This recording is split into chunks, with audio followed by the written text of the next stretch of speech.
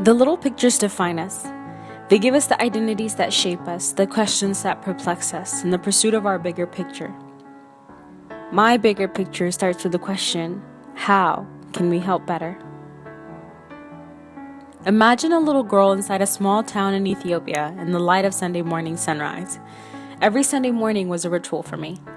My grandmother would place into my trust a handful of coin, and a coin would pass from my hands to the hands of a beggar lined against the four walls of the church.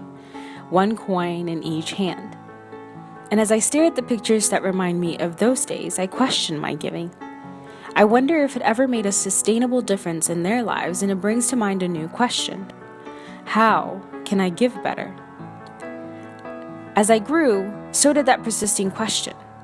Junior year in high school, when I was asked to pick a major, the only major thing I actually knew was my desire to help others. So I found myself at a nonprofit homeless shelter, full of questions and curiosity, learning lessons of poverty, of oppression and inequality, of hope, perseverance, and the human spirit. And as I stare at these pictures that remind me of those days, I question my helping. I wonder if it ever made a sustainable difference in their lives, and it brings to mind a new question. How can I help better?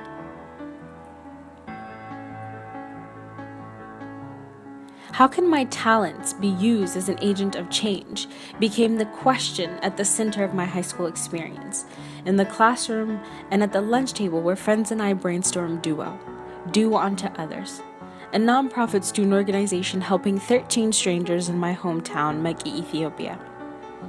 The gift of support given to me by my peers and my family passed through my hands to the lives of those that I would never meet. And as I stare at the pictures that remind me of those days, I question my support. I wonder if it ever made a sustainable difference in their lives, and it brings to mind a new question. How can we support better?